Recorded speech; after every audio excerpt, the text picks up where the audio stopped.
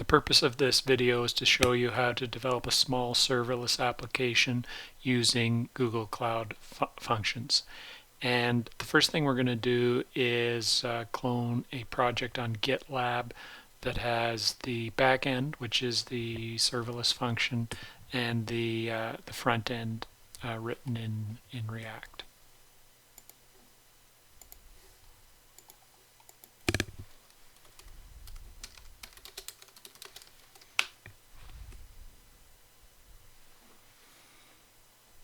And then we're going to go into the backend directory and install the dependencies.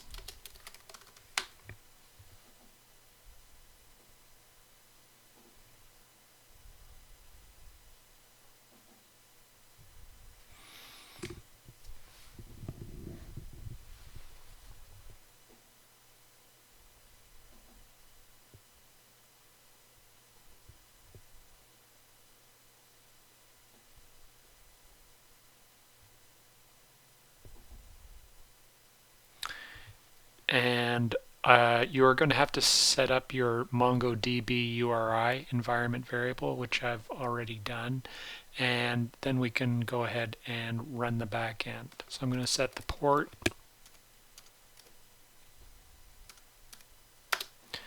and I'm going to do an npm run, and I have a script start ff, which is runs the cloud function inside the functions framework. And the functions framework is just a way for you to run a cloud function locally without having to deploy it to Google Cloud.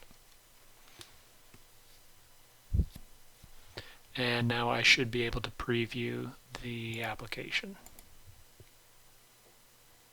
And in this case, I haven't filled out the function completely yet, and so for every request that comes in, it just responds that it is unsupported.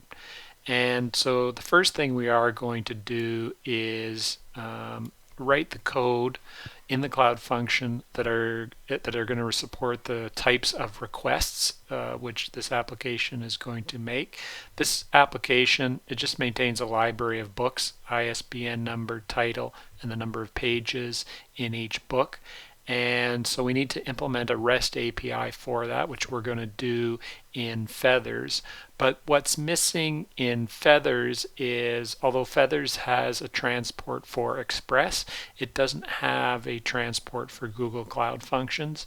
And so what we're going to do is just write the small amount of code that we need to marshal the incoming request to the Google Cloud Function to the Feathers, to the appropriate Feathers service method.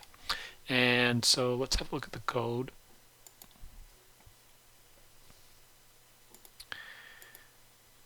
And the function is in the index.js file. And the way this works is we bring in all the code that is associated with our Feathers application, so the core Feathers API, all the application specific elements for our Feathers application. We build the Feathers app, configure it, and so on. And at the end of this file, we do have the definition of the cloud function. So this is the entry point for Google Cloud Functions. When a request comes in, it is going to be routed to this function. And the body of this function doesn't do much of anything right now. It just logs the method and the path that came in and indicates that it was an unsupported request. So what we are going to need to do is implement the REST API for creating a new book entry or a new book in the collection. And so that's going to come in as a post on the books path, and we're going to have to support that. So I'm going to replace that function. Let's flesh it out a little bit more.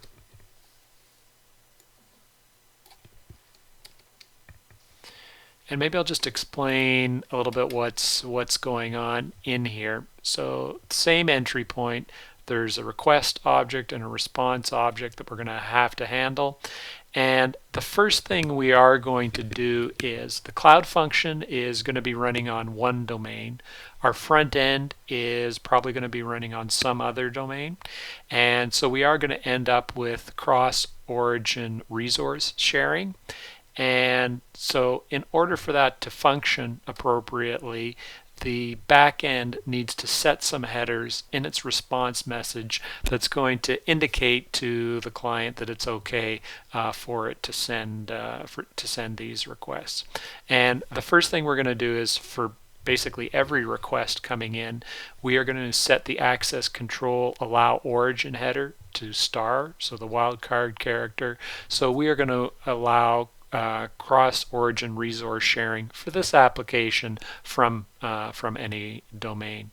And then the second thing we need to do is for those types of requests that normally would be not permitted, what the client is going to do is if it's generating a request that typically wouldn't be permitted, it is going to send an options request first, and we're going to have to respond back that we're going to permit the type of change that would not normally be allowed. So for instance, a post request with a content type that is not none of the standard values, we're going to have to indicate that that's going to be supported. So in this case, we're going to get a post request with a JSON message. Normally the browsers won't do that, so we have to implement the options method on our server and indicate that we are going to allow other content types. And so we would set on the options method, in the response we would set the access control allow headers content type to indicate that that request header could have a non-standard value, and we would be able to accept that and send it back. So that's really just to do the cores pre-flight request and negotiation, and to ensure that that's going to work. Then what's going to happen is when that pre-flight request succeeds, then the client is going to send the proper post request. And in this case, we're going to use the Feathers API on the front end. And so that is going to look like a post request onto the books path. And the body of that message is going to contain the information about the book that we're adding. So the ISBN number, the title, the number of pages in the books. And it's at this point we're basically going to hand it over to our Feathers service that we've implemented on the back end. So app is a handle to the object that is the Feathers application.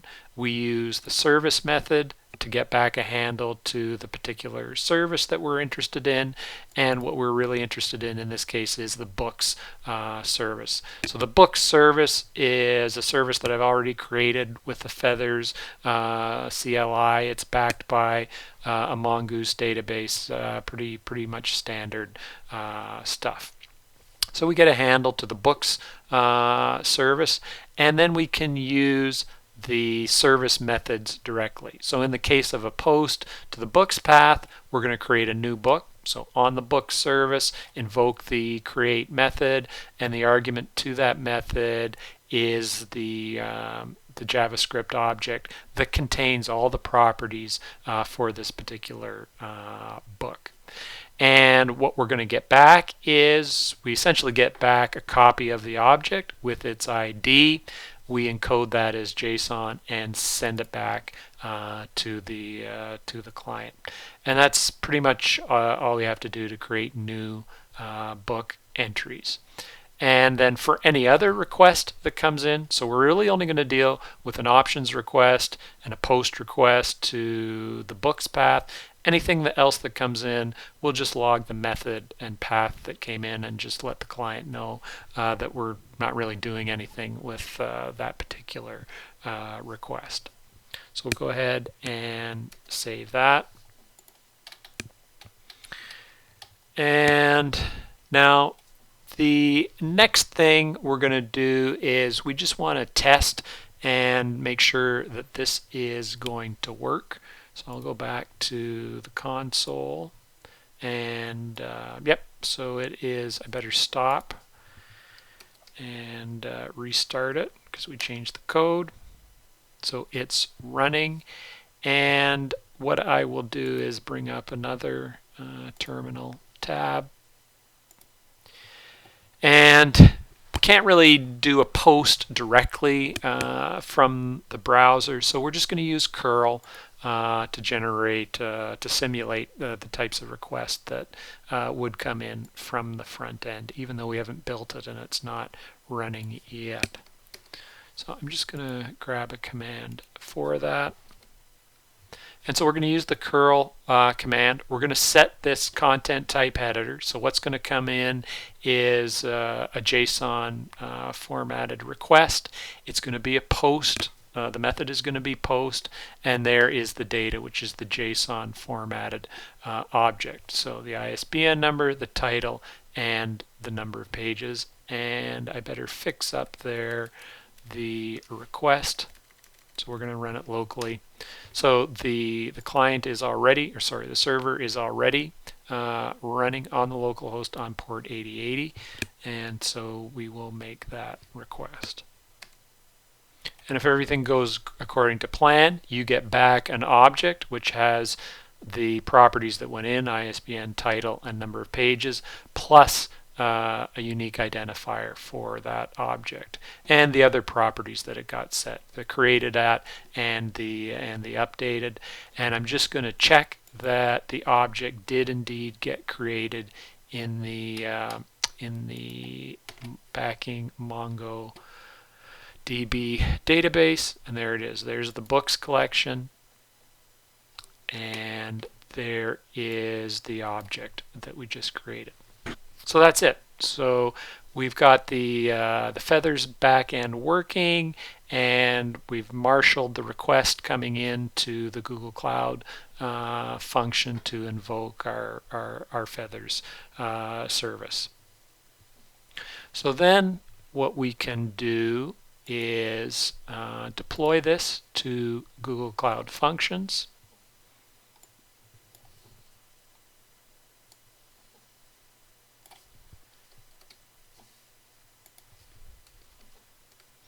And so there's the command for that. So gcloud, it's the function service we're going to deploy.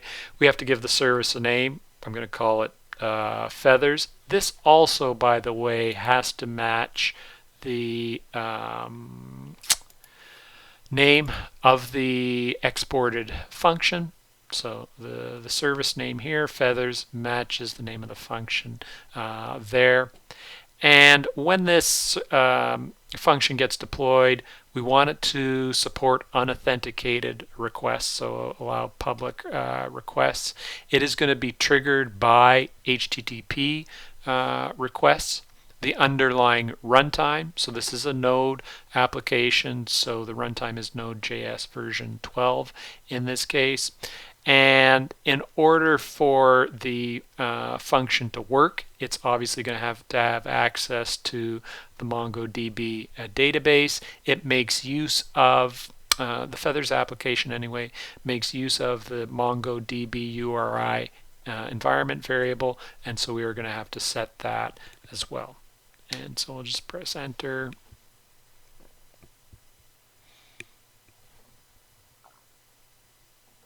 And what is missing here?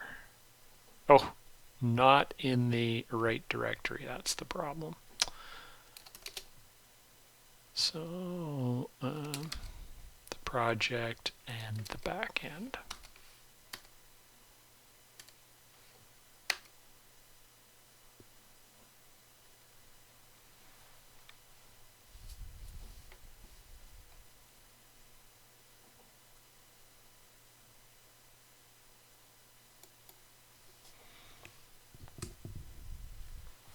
And that looks a bit more promising.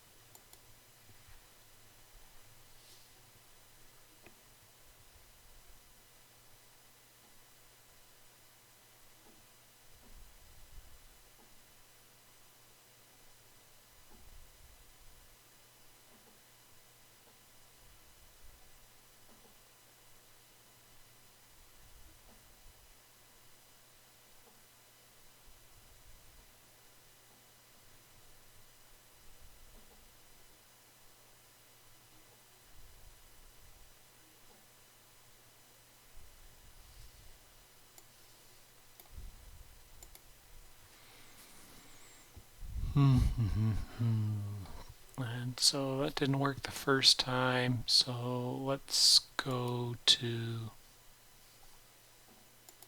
the Cloud Functions dashboard, see if we can get some more information here.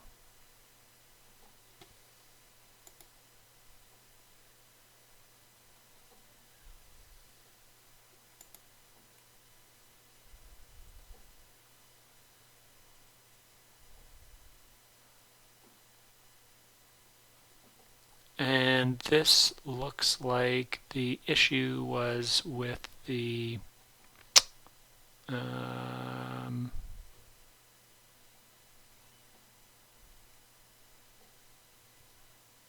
that kind of looks like the MongoDB URI environment variable didn't get set correctly. So let me just have a quick look at that. Just bear with me.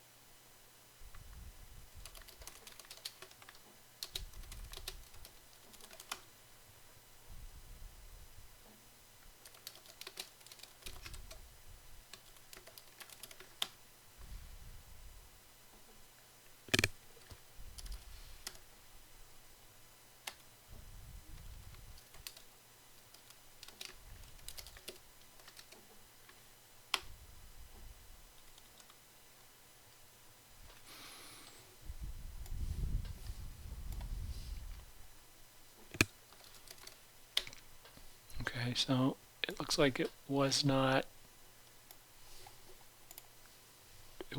set, but I've reset it. Let's try this one more time.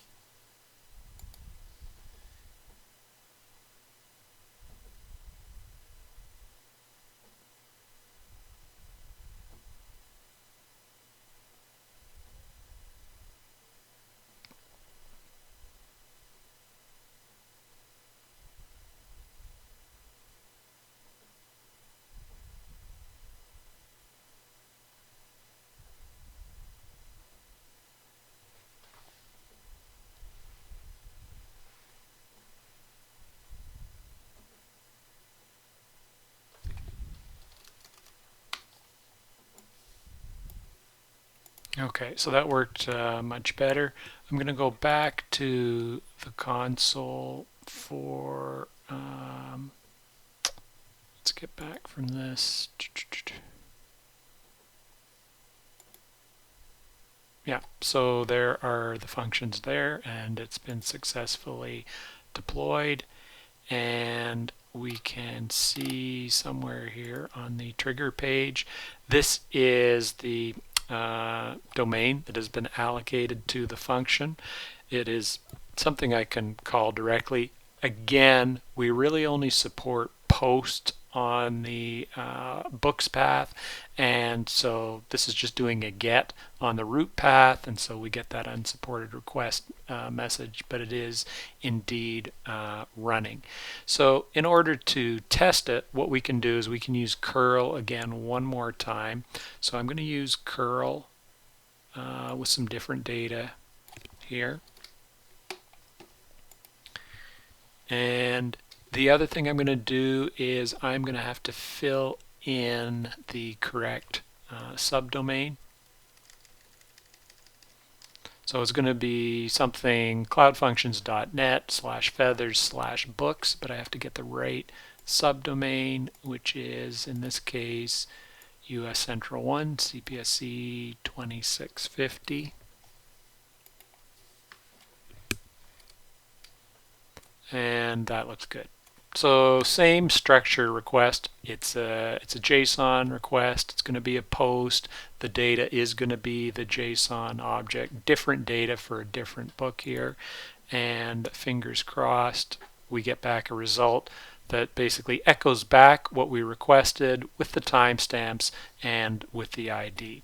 And if we go back into the MongoDB database, we should have that second entry there. So there is the second book.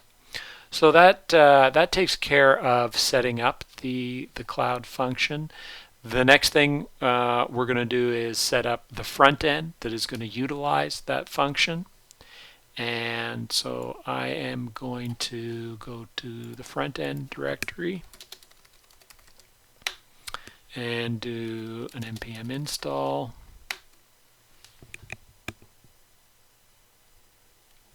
And maybe while we're waiting for that, I can do the other edits that I'm going to have to do. So we'll go into the front end directory and the source, and we have a component for the book, the new book form, which looks like this. Whoops. Which looks like this. And the one thing we are going to have to do is, well, let's open this up as well.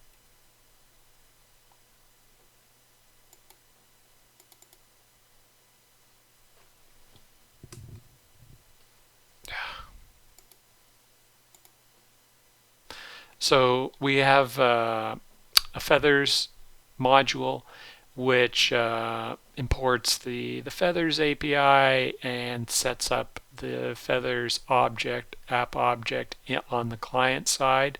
The one thing we are going to have to fix up here though is the connection to the backend. So we're going to have to replace this with the root URL for our service. And so that's just going to be everything. Well, it's basically going to be this.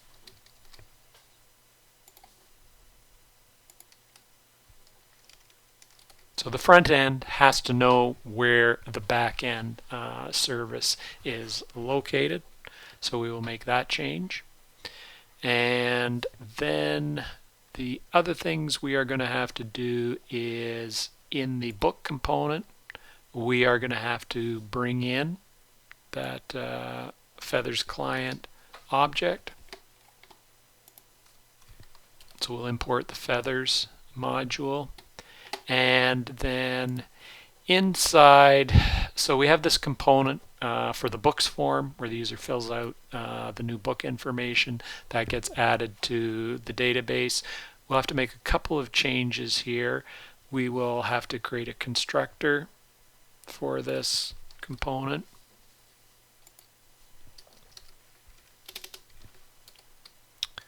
And the constructor just initializes the state to be empty for the component. So when the component gets created, it has an initially empty state. When the component mounts, we want to get a handle to the books service.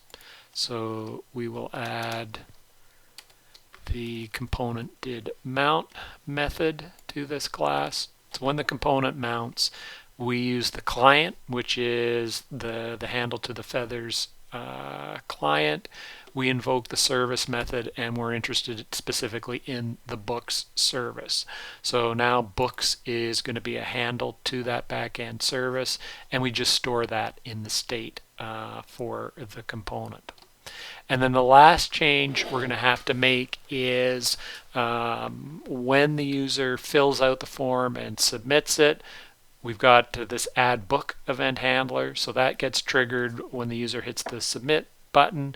We pull out all the data from the form, so the ISBN, the title, and the number of pages. We just log that on the client side so we can see what's going on. And then the last thing we're going to have to do is invoke the create method on the books service. And so we can get the books service from the state property for the component. Oops, this is not indented very well.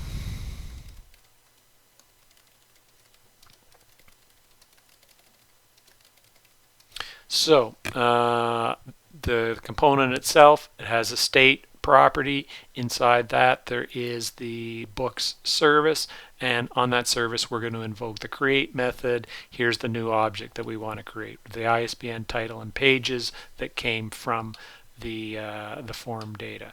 So that's going to take some time to execute. Then when it succeeds, we can reset the form so the user can enter the next book. So we'll go ahead and save that. And we installed everything for the front end, and so the last thing we need to do is the back end still running. Yes, the back end is still running on port 8080. So let's run this, the front end, on port 8081, and just do an npm start.